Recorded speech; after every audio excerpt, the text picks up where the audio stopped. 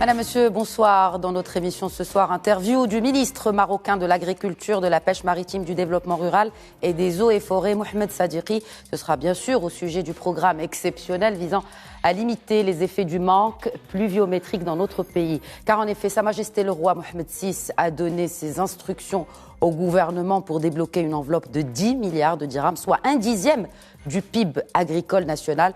Ce programme exceptionnel, élaboré par le gouvernement, vise donc à alléger l'impact sur l'activité agricole, sur le monde agricole, mais aussi à fournir des aides aux agriculteurs et aux éleveurs. Donc ce soir, il sera question des détails de ce programme, de son financement, de sa gouvernance et de sa mise en œuvre. Ceci étant dit, sur le plus long terme, comment répondre aux problèmes structurels du secteur agricole, puisque le stress hydrique que le Maroc traverse cette année est inédit depuis 1981. Le taux de remplissage des barrages ne dépasse pas une moyenne nationale de 34% seulement. Quels sont les moyens que la tutelle compte mettre en œuvre afin de s'y adapter, de s'adapter à un stress hydrique qui risque de durer dans les années? Quelles alternatives optimales aux productions agricoles? Doit-on continuer à exporter de l'eau, comme on dit dans le jargon agricole, ou faudra-t-il revoir le modèle à même d'optimiser nos ressources hydriques? Comment répondre aux défis de la commercialisation des produits de l'agriculture? Bref, quelles sont les réponses du nouveau gouvernement et du ministre par rapport aux défis multiples du socle de notre économie, l'agriculture? Mohamed Sadiqi, bonsoir.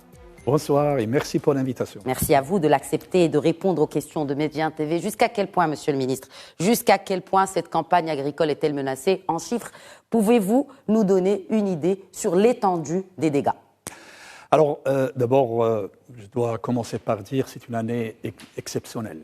Une année que nous n'avons pas vue depuis 1981, c'est-à-dire depuis 40 ans. Donc, un déficit hydrique qui dépasse aujourd'hui, maintenant, 68% par rapport à une année normale. Et 65% par rapport à la campagne dernière.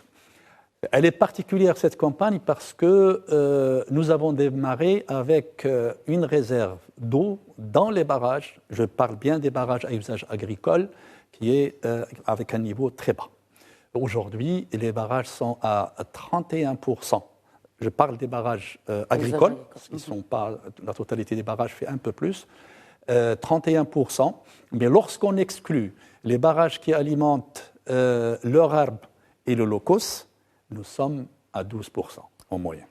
Donc, ça veut dire que nous avons arrêté l'irrigation dans plusieurs périmètres irrigués et donc on utilise essentiellement l'eau de nappe pour sauvegarder donc l'arboriculture dans ces zones.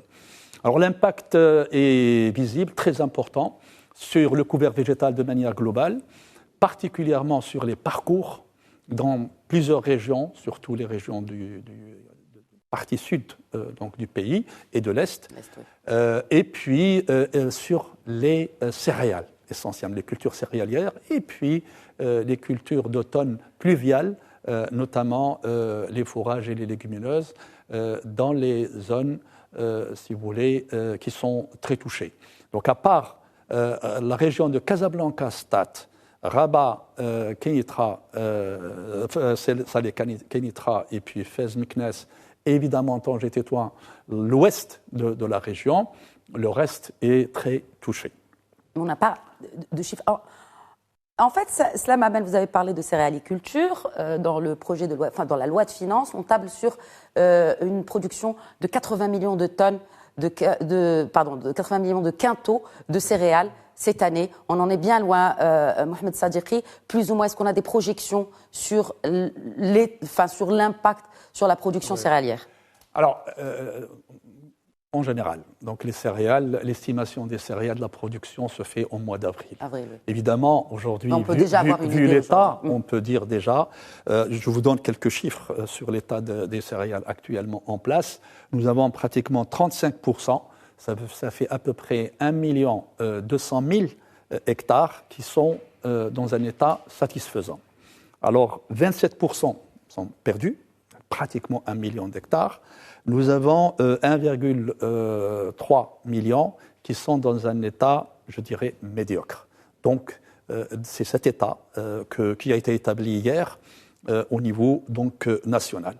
Alors, la reprise, si vous voulez, des pluies, et j'espère, Inch'Allah, peut vraiment nous permettre de sauver le 1 300 000 hectares qui sont dans un état satisfaisant. Donc le tiers, en fait. Le tiers, un peu plus que le tiers. Donc, bon, pour parler à tout évidemment, nous avons 350 000 à 400 000 hectares dans l'irrigué, qui fait partie, bien sûr, de 1 million, mais qui va être conduite sur un régime hydrique.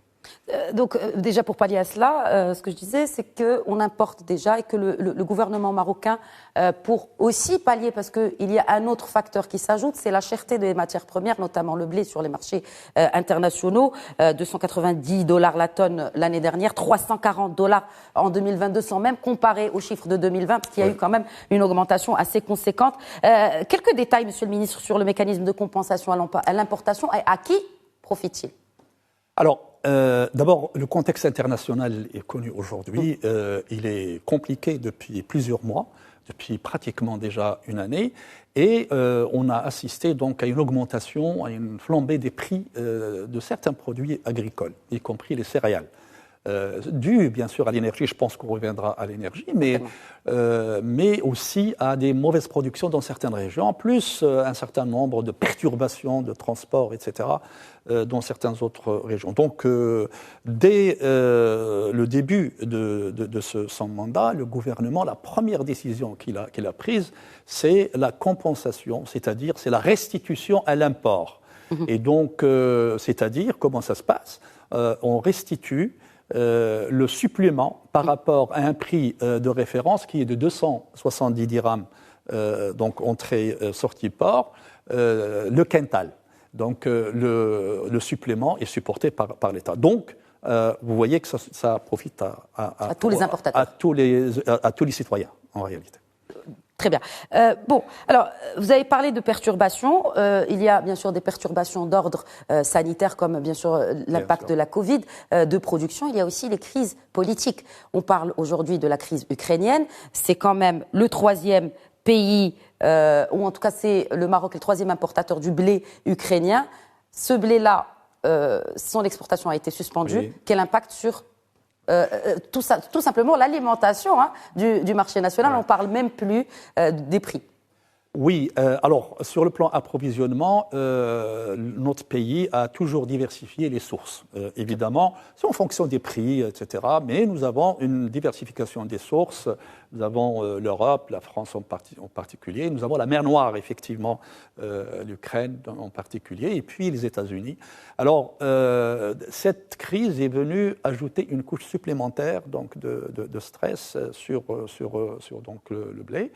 Mais donc l'état, si vous voulez, de nos approvisionnements, et parce qu'on le suit donc chaque jour, aujourd'hui, on est dans une situation donc tout à fait confortable parce que nous avons une couverture de stock d'abord de plus de 3 mois, de 3 mois et demi, 4 mois donc disponible, et puis tout ce qui est en train de rentrer également.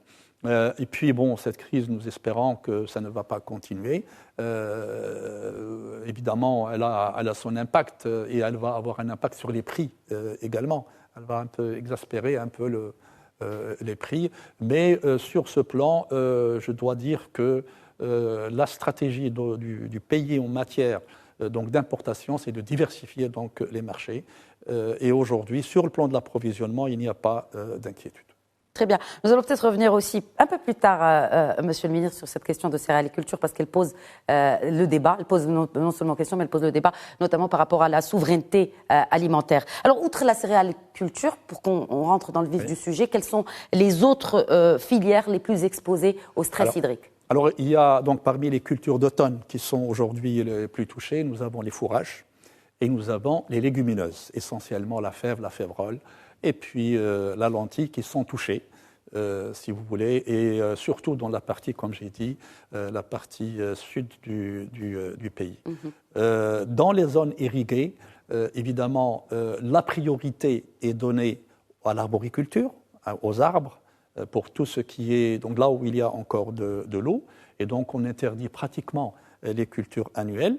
Par contre, on concentre tout l'effort dans les zones où nous avons suffisamment de réserves d'eau pour pouvoir assurer l'approvisionnement. Quand vous dites, excusez-moi, je vous interromps, Monsieur le Ministre, quand vous dites quand on a suffisamment de réserves d'eau, vous parlez des eaux de surface ou vous parlez des nappes phréatiques? Les deux en même temps. Maintenant, on utilise toutes les possibilités que nous avons parce que nous sommes dans un état, on essaye de rationaliser et si vous voulez, de donner la priorité à des assolements qui vont de cultures principales, de légumes essentiellement, pour l'approvisionnement donc de notre pays.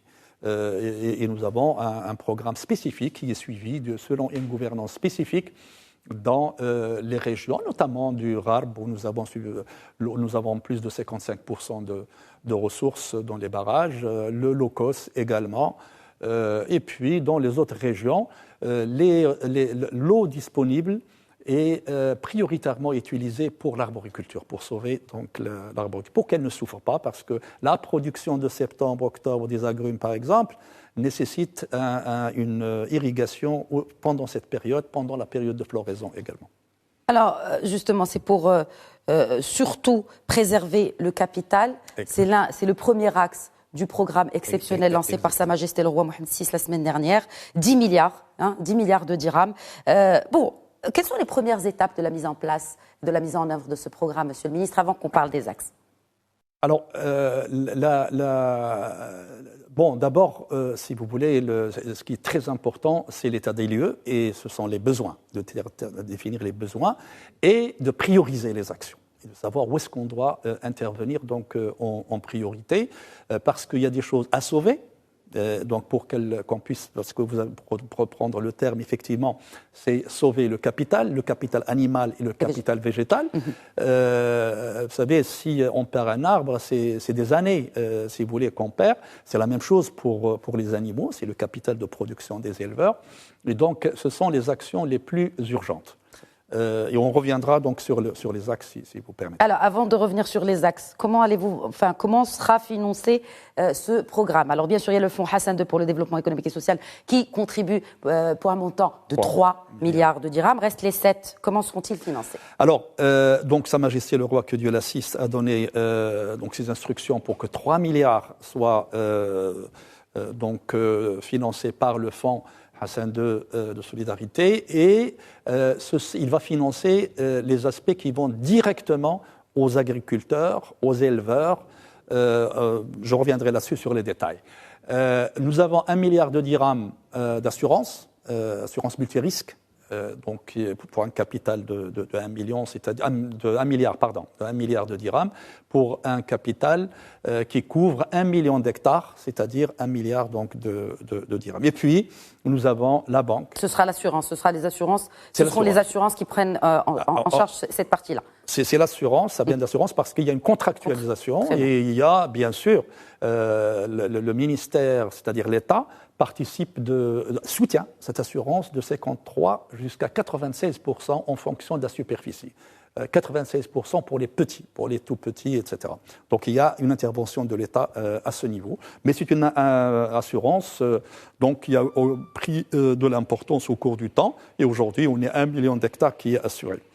Alors, nous avons l'autre contributeur, c'est les 6 milliards qui restent, c'est la banque. Et donc, la banque aussi va mettre vraiment de tout pour qu'il y ait un programme spécifique, exceptionnel, pour cette campagne, pour le reste de la campagne. D'abord, le rééchelonnement des dettes des agriculteurs. Deuxièmement, l'accompagnement des agriculteurs. Et lorsque je parle des agriculteurs, je dois vraiment préciser que la banque fait un excellent travail pour segmenter les agriculteurs. Il y a les petits, il y a les éleveurs, il y a les moyens, il y a ceux qui ont de l'arboriculture, il y a ceux qui font de l'export, etc. Tout ce monde nécessite donc un accompagnement. Et puis, très important, comme des produits spécifiques pour ce qui reste de la campagne en termes de culture printanière et puis préparer la campagne prochaine. Nous en parlons de cette culture printanière. Alors, premier axe, préserver le capital animal et végétal. Pareil, même question. Est-ce qu'on a une idée sur ce qui est perdu en termes de cheptel? Alors, cheptel, nous n'avons rien perdu en termes de cheptel. Aujourd'hui, nous avons un cheptel qui manque d'alimentation, en termes d'alimentation.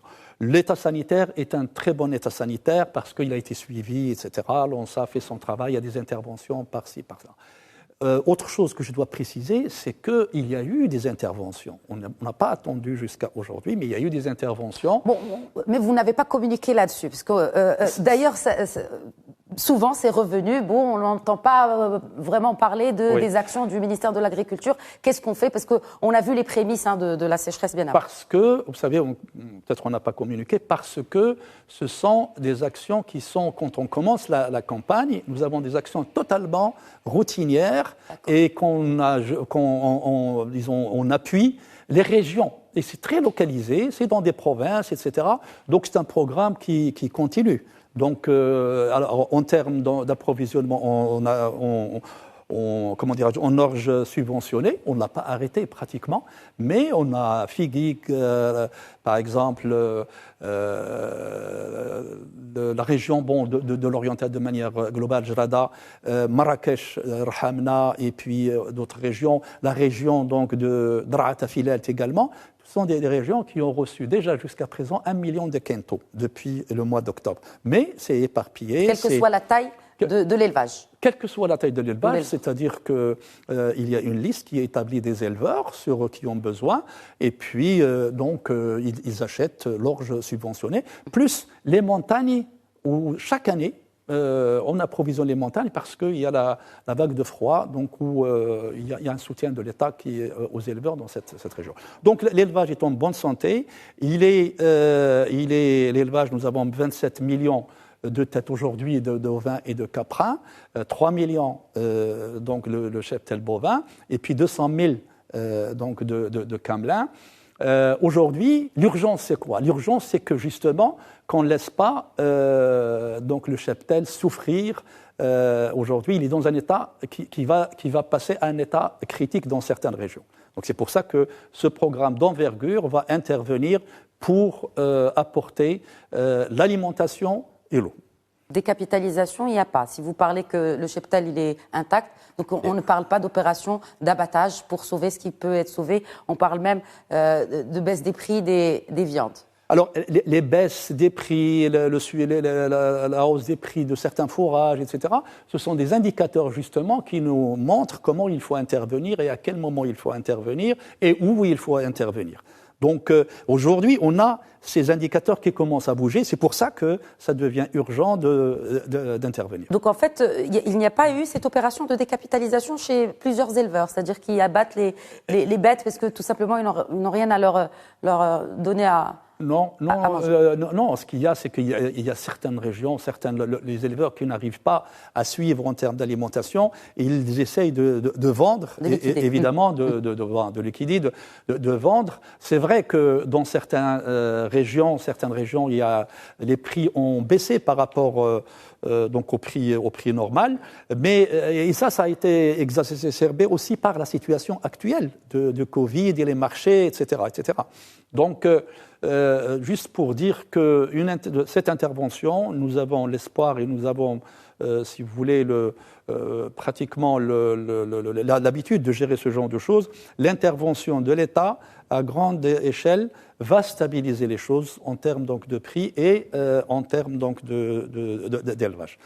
Dernier point sur la mise en œuvre et surtout sur la gouvernance, Monsieur le Ministre. Comment être sûr que ces aides, parce que ce sont finalement des aides directes, on va distribuer du fourrage, on va distribuer de l'eau, pour être sûr que tout le monde va en profiter et de manière équitable. Parce qu'il y a eu par le passé certains manquements et qui malheureusement ont impacté davantage certains agriculteurs et éleveurs. Alors, d'abord, il y a une gouvernance dédiée, exceptionnelle pour ce programme.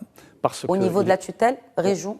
au niveau de la tutelle et jusqu'au dernier point, si vous voulez, parce que la tutelle est présente partout.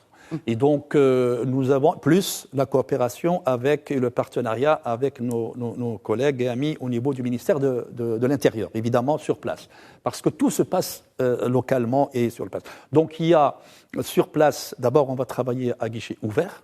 On ne va pas passer par ces comités, ces listes. On doit juste s'assurer que celui qui veut acheter de l'aliment composé ou l'orge subventionné, il faut qu'il soit agriculteur ou éleveur, parce que nous ne voulons pas de spéculateurs. Et donc c'est la seule chose qu'elle on va s'assurer. Donc et puis nous avons une répartition au niveau national qui va toucher l'ensemble des provinces. Nous avons à peu près 300 ce qu'on appelle les centres relais, c'est-à-dire les entreprises qui vont livrer l'orge, avec lesquelles on va contractualiser, ils vont distribuer l'orge sur 300 centres relais. À côté de cela, nous allons mettre en place, on l'a déjà lancé, des marchés de transport qu'on va mettre à la disposition des directeurs régionaux et locaux pour les communes qui sont loin de ces centres. Par exemple, dans une province où nous avons 4 centres, s'il y a certaines provinces qui sont loin de ces 4 centres, le ministère va assurer le transport à l'agriculteur jusqu'au chef-lieu de la commune. Parce que notre objectif, c'est que l'orge subventionnée doit être vendue à 2 dirhams, c'est-à-dire l'éleveur, là où il soit, il faut qu'il paye 2 dirhams, mais pas plus de charges. Très bien. Deuxième axe, Mohamed Sadjiqi, deuxième axe du programme exceptionnel, il s'agit bien sûr des indemnisations et cette assurance. Quelle est la différence entre ce milliard de l'assurance agricole que dont vous avez parlé tout à l'heure, qui sera financé par tout simplement les contributions finalement des agriculteurs qui ont contribué à cette assurance risque, et le fonds de solidarité pour les catastrophes naturelles? Alors, non, l'assurance, c'est pas le fonds.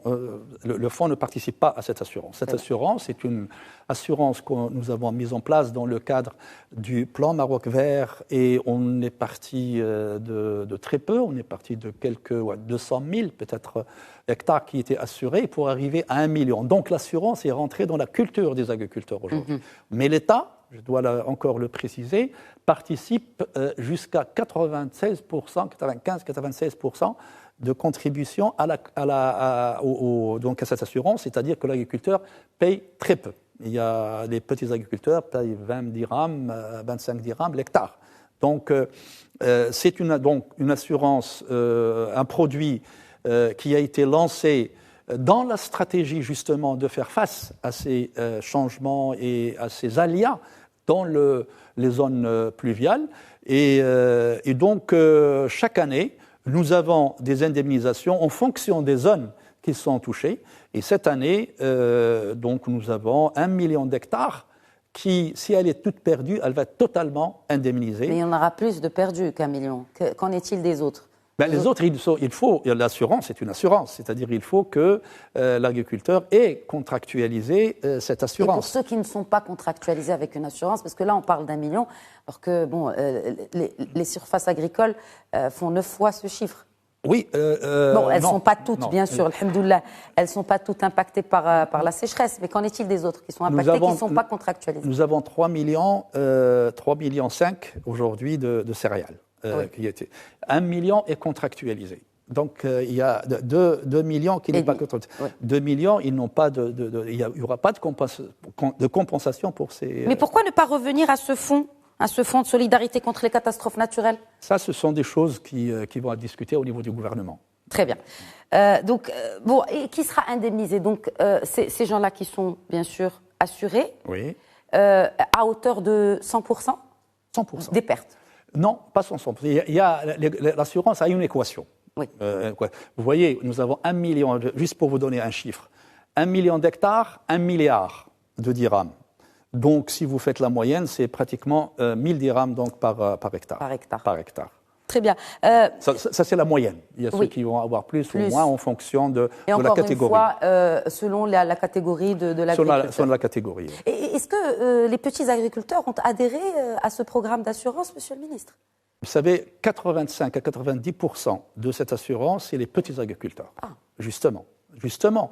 Et pourquoi l'État a soutenu les petites superficies? C'est pour faire adhérer les petits agriculteurs. Et aujourd'hui, c'est rentré dans leur culture. Donc, un agriculteur qui paye 20 ou 25 dirhams l'hectare, il ne va pas hésiter à mettre, quelle que soit l'année.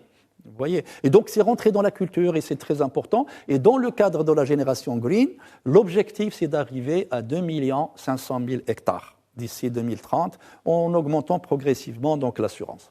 Dans 10 ans. Oui. Alors, si vous permettez, on va passer au troisième axe du programme exceptionnel, Monsieur le Ministre. Financement, restructuration de dettes. De quelle dette sera-t-il question? Comment seront rééchelonnées ces dettes-là? Combien de surfaces emblavées sont concernées? Ici, c'est la banque va donner tout le détail. Je pense qu'ils vont sortir et puis ils vont donner tous les détails possibles. Mais comme vous l'avez dit, il y aura donc un traitement des dettes, de l'endettement des agriculteurs, chacun en fonction donc de son cas. Il y a les petits agriculteurs et les moins petits, c'est-à-dire qu'il y aura un rééchelonnement, une annulation un décalage. Des dettes. Certains ont parlé d'annulation pour les taux petits. Non, il n'y a pas d'annulation de dettes. Il y a un rééchelonnement de dettes. Il y a un décalage, si vous voulez, dans le remboursement. Cette année est une année exceptionnelle. On va reporter donc leurs dettes à plus tard. Donc la banque accompagne, elle essaie d'ajuster donc au maximum pour avoir le maximum d'appui et d'accompagnement. Et puis, ce qui est très important, c'est l'accompagnement des agriculteurs pendant cette période, d'ici à la campagne prochaine. D'abord, les cultures printanières. Il faut absolument qu'ils aient de quoi, si les pluies, on aura Inch'Allah des pluies, si donc la pluie revient, il y aura besoin de financer les cultures, la mise en place des cultures printanières. Et donc la banque a des produits spécifiques pour cela et ils vont détailler tout ça.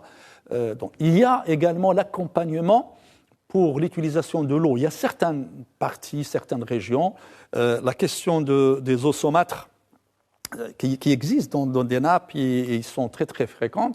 Il y a aujourd'hui des technologies qui permettent de déminéraliser cette eau et l'utiliser rapidement avec des machines très rapides, donc mobiles, etc. Et le Crédit Agricole va contribuer également pour qu'on puisse faire vite au niveau des régions où cela est possible. Très bien.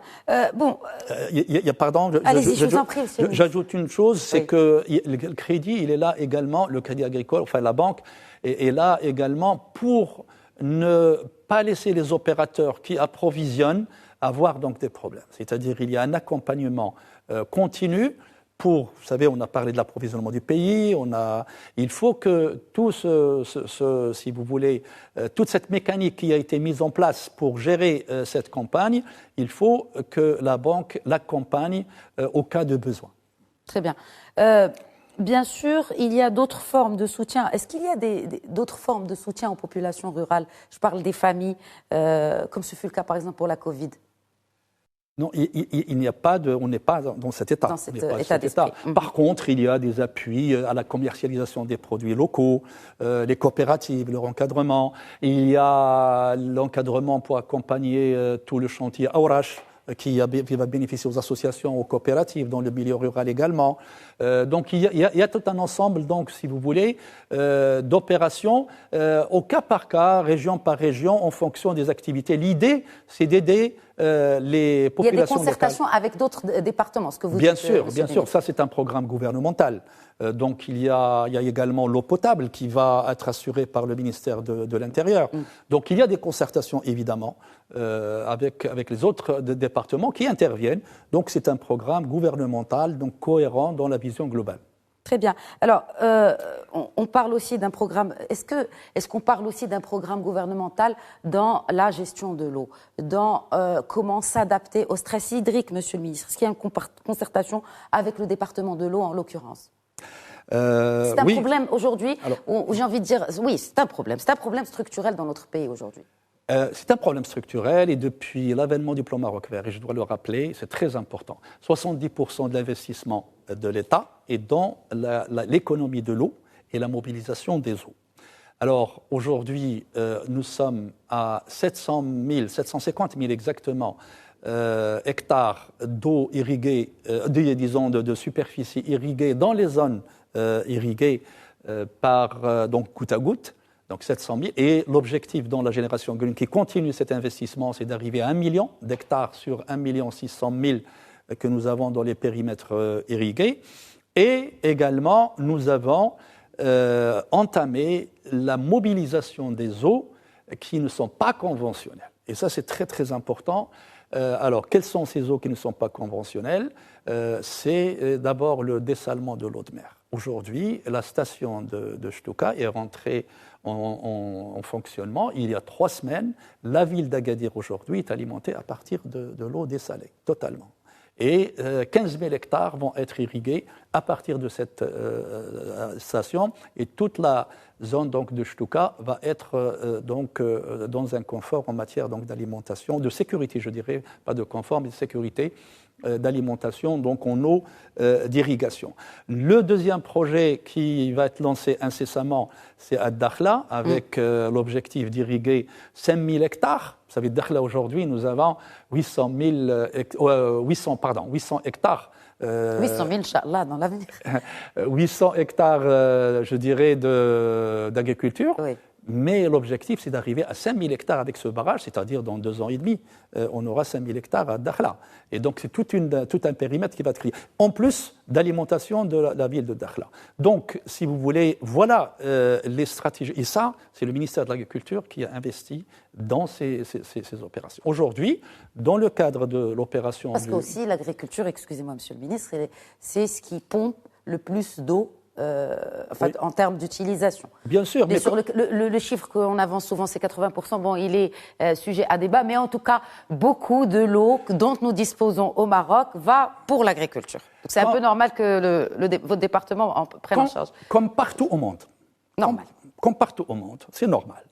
C'est normal parce que l'eau qui est là, il faut l'utiliser, il faut la valoriser. Certainement. Et donc, ce qui arrive à l'agriculture, ce n'est pas 80%, on est autour de 60% parce que entre ce qui sort du barrage et ce qui arrive à l'agriculture, il y a beaucoup de pertes, encore, malheureusement. Dans le transport.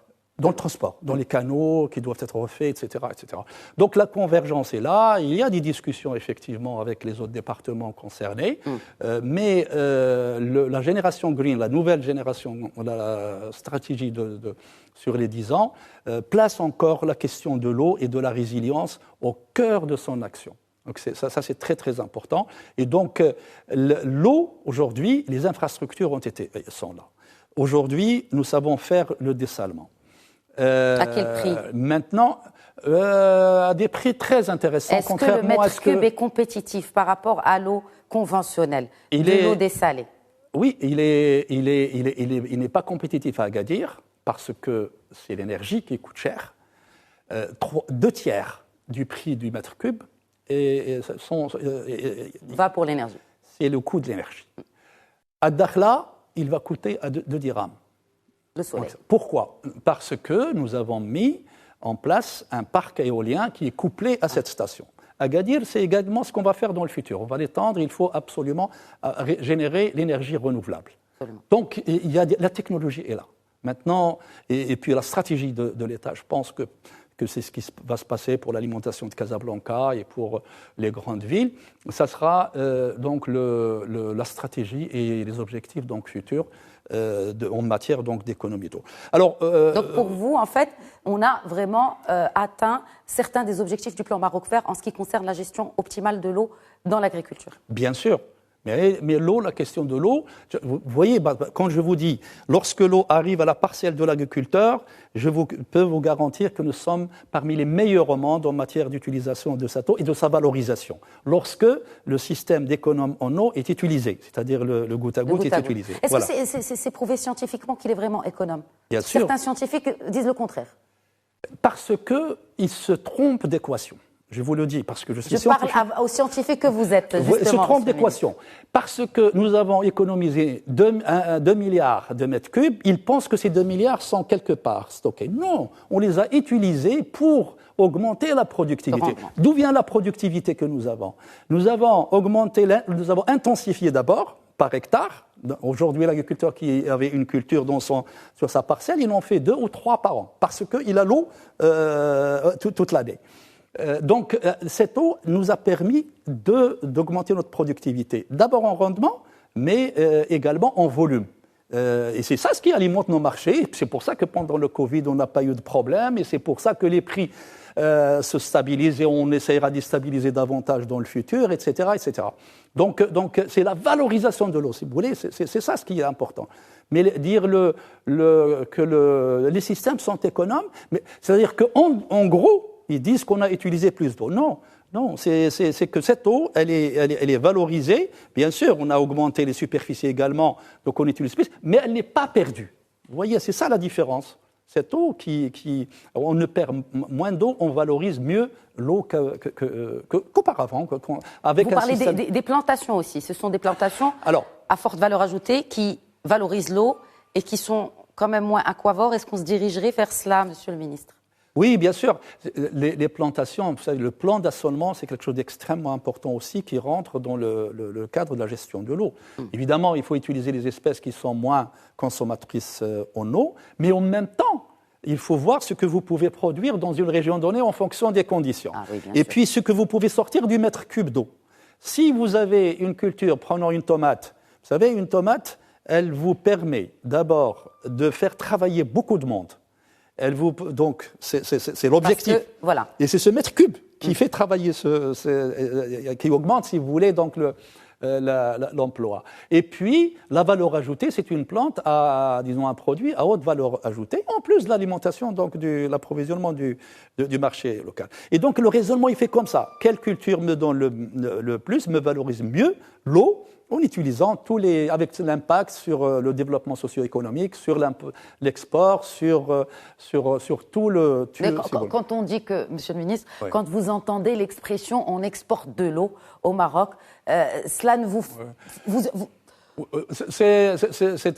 Bon, ça, c'est sorti. Moi, je connais très bien le sujet. Naturellement. Parce que c'est sorti des classes académiques, etc. Mais il faut vraiment analyser sur le plan économique. Quand on dit exporter, bien sûr, vous exportez de l'eau. Quand on importe aussi, on importe de l'eau. Quand on importe des produits agricoles, on importe de l'eau aussi. Oui, mais de pays qui n'ont pas de stress hydrique. Peut-être. Qu'est-ce que vous voulez faire alors avec l'eau ? Moi, c'est ça la question que je veux poser à ces gens. Qu'est-ce que vous voulez faire avec cette eau ? Parce que cette eau, si vous ne la valorisez pas... Peut-être préserver aussi les nappes phréatiques. Bien sûr, il faut les préserver. La situation aujourd'hui de beaucoup d'eau souterraine est très critique. Vous le savez mieux que moi. Bien sûr, il faut la valoriser. Ce qu'on fait pour le dessalement, c'est pour préserver ces nappes. Nous avons donné aujourd'hui à Ch'toka, quand on a mis en place le système de dessalement, on va interdire le pompage. Et donc, c'est comme ça qu'on va préserver. Comme ça, comment on va préserver. Donc, si vous voulez, c'est la rationalisation de l'eau, son utilisation, sa valorisation qui est très importante. Et dans l'équation, il faut absolument regarder, si vous voulez, l'impact de cette valorisation de l'eau. Et c'est comme ça qu'on peut dire, est-ce qu'on est en train de perdre ? Parce que quand on dit on exporte de l'eau, c'est comme si on est en train de perdre. Cette eau-là. Non, c'est pas ça. Ça crée des emplois. Peut-être qu'il y a des cultures, si on fait les calculs, le détail, on va dire oui, cette culture, elle est pas très très économe en eau. Ils vont mieux comme céréales. Les céréales elles ne valorisent pas l'eau. Quand je dis valorisation, l'agriculteur, si vous lui donnez le choix, il ne va pas faire de céréales quand vous lui donnez l'eau. Parce que là, son revenu ne va pas augmenter comme s'il avait une culture, si vous voulez, plutôt arboricole ou une culture maraîchère, etc. Donc c'est une question qui n'est pas simple et qui a plusieurs volets. Et donc il faut la prendre dans son contexte précis. Mais par contre, sur la question de l'eau, je peux vous dire que nous avons aujourd'hui, sans nous tromper, en gros, encore 60% de perte d'eau. Est-ce qu'il faut continuer à augmenter la surface des terres agricoles irriguées ? Oui, bien sûr, il faut si la ressource encore le permet, il faut élargir parce que c'est l'eau, la maîtrise de l'eau et la gestion de l'eau constituent donc le levier pour faire face donc à toute la question du stress hydrique et de la résilience. Et vous le voyez pendant toutes ces années où nous avons eu, si vous voulez, des années sèches et des problèmes c'est l'irrigué qui nous a permis donc de maintenir le PIB agricole. Et tout l'emploi, si nous avons aujourd'hui 36-37%, jusqu'à 40% d'emplois dans le secteur agricole, je dirais que plus que la moitié est dans les zones irriguées. Donc, si vous voulez, lorsque nous avons une goutte d'eau, qui est une goutte bien sûr résiliente, il faut l'utiliser, il faut la valoriser. Très bien. Valoriser aussi les produits issus de l'agriculture. Oui. Ce qui m'amène à ce rapport du Conseil économique, social et environnemental, Monsieur le Ministre, selon lequel la commercialisation des produits agricoles doit être revue, en gros. Quelle réponse de votre ministère aux recommandations du CESE ? Oui. Le rapport est très clair. Il reprend un peu tout le diagnostic qui a été fait au moment de l'évaluation du plan Maroc vert pour établir la génération green. Aujourd'hui, effectivement, tout le circuit de commercialisation doit être revu et organisé au niveau national. Donc, il faut une réforme, et une réforme des relais importants. Quels sont ces relais ? Ce sont les marchés de gros. Et donc, la génération green, dans son deuxième fondement, place la réforme des marchés de gros et l'organisation des circuits de commercialisation comme axes prioritaires et fondamentaux. Et nous avons dans le pipe 12 marchés à réformer, 12 marchés régionaux à réformer, c'est-à-dire un par région. Et puis après, bien sûr, il y a des marchés locaux, les marchés communaux et provinciaux essentiellement. Et tout cela, bien sûr, c'est un travail que nous menons avec le ministère de l'Intérieur, mais c'est un axe essentiel. Nous avons commencé, on a commencé par le marché de Rabat qui est en construction aujourd'hui. Donc, qui devrait mettre fin aux spéculations. Qui va organiser, il va mettre fin aux spéculations, il va organiser, même les spéculateurs, on va les connaître d'abord, parce qu'ils ne sont pas connus, donc on va les organiser. Deuxièmement, ça va nous permettre de suivre sur le plan sanitaire nos produits et la traçabilité. Parce qu'aujourd'hui, nous n'avons pas un point où on peut contrôler comme à l'export. Vous voyez, donc dans ces marchés, ils seront organisés. Nous avons des modèles qui sont très très modernes et qui permettront aux agriculteurs d'aller vendre leurs marchandises et puis avoir les plateformes, si vous voulez, de froid, etc., pour permettre la préservation de la qualité des produits. Parce que souvent, vous voyez les marchés actuels, vous voyez exposés au soleil pendant toute la journée une production, le lendemain, la qualité, elle est forcément affectée. Et donc c'est tout ça, c'est disons, organisé en termes de faciliter l'accès au marché aux producteurs. Deuxièmement, permettre, si vous voulez, le contrôle de la qualité, et puis la traçabilité des produits, et puis assurer le suivi sanitaire de ces produits. Ah, vous avez parlé de Génération News. On en est où ? Génération Green. Génération Green. On en est où, Monsieur le Ministre, de ce programme, de sa mise en œuvre et quelles sont aujourd'hui, sur quoi, avec ces urgences-là que nous sommes en train de vivre aujourd'hui ? Alors, c'est une bonne question, parce que quand on a les urgences, les gens oublient le reste. Vous savez, on gère les urgences, mais nous n'oublions pas du tout le stratégique ni l'investissement qui doit être fait conformément au plan d'action de la Génération Green qui a été lancé par Sa Majesté le Roi en février 2020, ça fait 2 ans. Et depuis, il y a eu donc une gouvernance spécifique qui a été mise en place pour le déploiement et la déclinaison, si vous voulez, sur le terrain donc, de la Génération Green. Nous avons pour faire brièvement 2 fondements. Le premier fondement donne la priorité à l'élément humain, vraiment qui est au cœur de l'équation de développement.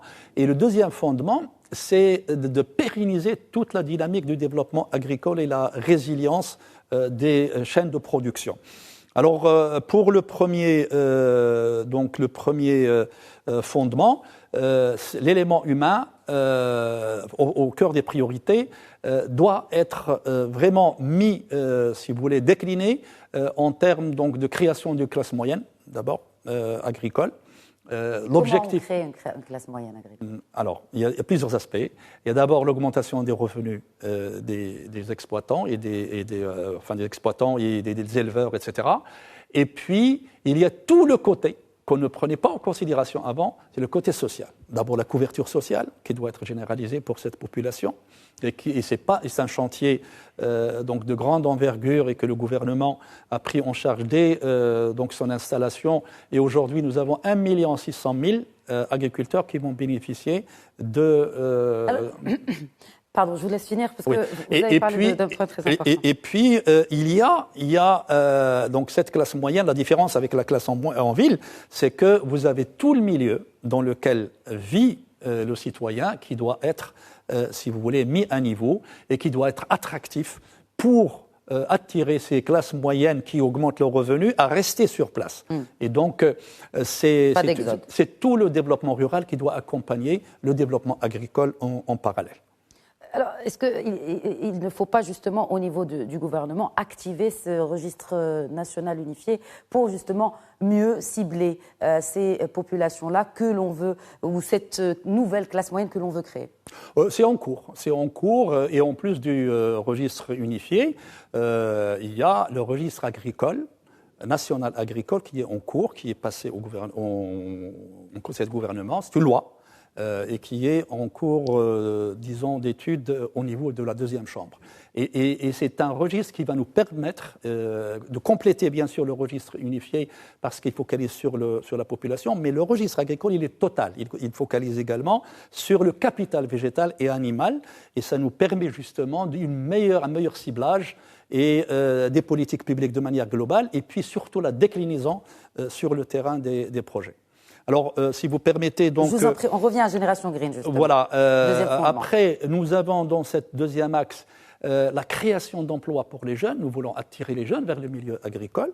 180 000 donc, nouveaux jeunes exploitants que nous voulons intégrer d'ici sur 10 ans, bien sûr, avec un accompagnement, avec des leviers, avec des offres de l'État, des offres jeunes, pour pouvoir donc les amener dans le secteur agricole, et puis 170 000 dans les services.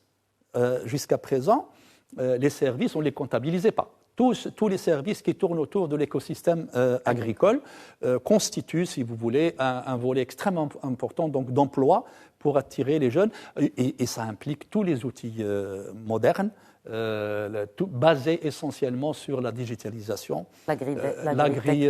l'agribusiness, l'aval des filières, effectivement, et puis l'emploi des outils digitaux aujourd'hui pour la commercialisation, pour également les techniques culturelles. Aujourd'hui, on a les drones dans l'agriculture, etc. Donc, créer des sociétés, des entreprises jeunes, des jeunes de services et des coopératives aussi de services. Et donc tout ça nécessite bien sûr un accompagnement ciblé. Donc nous avons une réforme du Conseil agricole pour qu'il puisse accompagner un meilleur accompagnement. Et puis toute la question des e-services. Nous avons des plateformes informatiques qui vont permettre à l'agriculteur d'avoir de l'information et de simplifier aussi les services administratifs pour l'agriculteur. Et donc, si vous permettez, le deuxième volet, c'est cette pérennisation. Tout ça a déjà commencé. Bien sûr, tout ça a déjà commencé. Tout ça est lancé, c'est bien sûr, c'est programmé. Annuellement, nous avons un plan d'action annuel. Et puis le deuxième, c'est cette question de pérennisation et de résilience. La question donc d'irrigation continue, comme j'ai dit, nous avons déjà fait 100 000 hectares entre l'année dernière et cette année en matière donc de goutte à goutte. Là, il y a la station d'Akhla qui va rentrer également de dessalement. Et puis, il y a la question d'extension aussi de certains périmètres. Alors, justement, Monsieur le Ministre, puisque vous évoquez ce potentiel, moi j'ai envie de parler aussi de potentiel des terres agricoles collectives, les terres sous l'ailiette. Où en est ce projet? Cela fait 2 ans qu'on n'en entend plus vraiment parler. Est-ce qu'il bloque? Non, il y a tout un travail, si vous voulez, de diagnostic d'assainissement, etc. C'est quoi les terres collectives? Il faut d'abord les délimiter, d'accord? Et puis, il faut identifier les ayants droit de ces terres. Et c'est le travail que le ministère de l'Intérieur est en train de faire, parce que c'est la tutelle de ces terres. Et puis, il y a déjà des terres qui sont loués aujourd'hui à travers des appels d'offres par le ministère de l'Intérieur. Et justement, ce capital de terre qui va nous permettre d'avoir un levier pour attirer les jeunes. Dans ces différents discours, son discours, Sa Majesté le Roi, que Dieu l'assiste, a parlé de 1 million d'hectares qui peut être mobilisé et qui peut être un levier pour les jeunes. Et nous sommes en train de travailler avec le ministère de l'Intérieur sur ce sujet. Au niveau du ministère de l'Agriculture, nous avons défini les offres, qu'est-ce qu'on peut offrir pour ces jeunes, et qui soient des incitations, en plus des incitations universelles, donc pour les jeunes. Et la terre, donc, en tant que levier, effectivement. Très bien. Alors, peut-être je vous laisse finir sur Génération Green et aussi sur votre programme en concordance avec les recommandations du nouveau modèle de développement. Bien sûr. En quelques points. Alors, donc la priorité va être donc, dans le deuxième fondement au niveau des chaînes de production à l'aval des filières, la valorisation. Aujourd'hui, l'objectif est que 70% de la production agricole doit passer par la valorisation avant d'être commercialisée. C'est le chiffre qui est l'objectif de la Génération Green. Donc il faut étendre cette valorisation au niveau national. Les agropoles, qui sont des plateformes industrielles, agro-industrielles, il faut promouvoir leur utilisation, il faut attirer les investisseurs, oui. Et puis il faut créer un écosystème où il y a les petites et moyennes entreprises pour valoriser, parce que cette valorisation nous permettra d'abord d'améliorer le revenu des agriculteurs, parce qu'il faut qu'une partie revienne aux agriculteurs, mais de créer de la richesse localement et de créer l'emploi, et puis de réguler. De réguler les circuits, parce que ça permet de conserver et de vendre et de distribuer donc quand il faut. Alors, et puis, une question fondamentale dans la résilience, j'ai parlé de l'eau, j'ai parlé des assolements, c'est-à-dire les nouvelles cultures. Qu'est-ce qu'on peut faire comme nouvelles cultures qui s'adaptent, si vous voulez, et qui utilisent moins d'eau et qui sont résilientes? Donc nous avons un certain nombre de cultures sur lesquelles on va focaliser, qu'on va encourager. Par exemple, le caroubier. Nous avons dans le programme 100 000 hectares à planter dans le cadre de l'agriculture solidaire. Oui. Et puis nous avons le cactus, par exemple, on a connu un problème avec le cactus, avec la cochenille. Mais aujourd'hui, nous avons résolu le problème avec 8 variétés résistantes que nous avons développées à travers l'Institut national de la recherche agronomique. Et elles ont été en train d'être multipliées pendant ces 4 années. Et cette année, dans les 2-3 semaines à venir, on va commencer la plantation de cactus. Et puis, il y a d'autres espèces. Effectivement, les plantes aromatiques et médicinales. Il y a tout un ensemble d'espèces de niches qu'on va encourager dans le cadre de la Génération Green. Et il y a beaucoup de points similaires entre le plan Génération Green et les recommandations du nouveau modèle de développement. Bien sûr, mais la Génération Green... Rapidement, Monsieur le Ministre. Oui, parce que, vous savez pourquoi? Parce que d'abord... parce que toute cette question, donc tout le plan, pendant le plan Maroc Vert, le plan Maroc Vert a défini, a réglé les prérequis pour arriver aux vraies questions de développement. Donc il nous a permis donc d'aller plus loin, d'avoir les diagnostics et de faire les choix par rapport à la question du climat, à la question de... Donc quand il s'agit de climat, ce que nous faisons est parfaitement en ligne avec le nouveau modèle, avec les recommandations du nouveau modèle. Donc la résilience, si vous voulez, il faut faire des choix pour assurer cette résilience du secteur. Et puis, évidemment, nous avons révisé, nous avons regardé la mise en œuvre de la Génération Green en conformité avec les dispositions du nouveau modèle. Et donc, si vous permettez, dernier mot, parce qu'on n'en parle pas souvent, on oublie le sol. Dans tout ce qu'on fait, on oublie le sol. Et le sol, c'est-à-dire la terre, est très important. Elle se dégrade aussi. Donc c'est une ressource. C'est une ressource qu'il faut. Elle aura une place très importante au niveau de. Et vous prenez ça en compte dans Génération Green? Un gros programme va être donc développé par rapport à ce sujet. Hâte qu'on en parle. Merci beaucoup, Mohamed Sadiqi. Merci d'avoir répondu à nos questions. Merci beaucoup. Merci à vous de nous avoir suivis. Voilà, c'est la fin de Questions d'Actu. Merci de votre fidélité. Très bonne soirée à tous.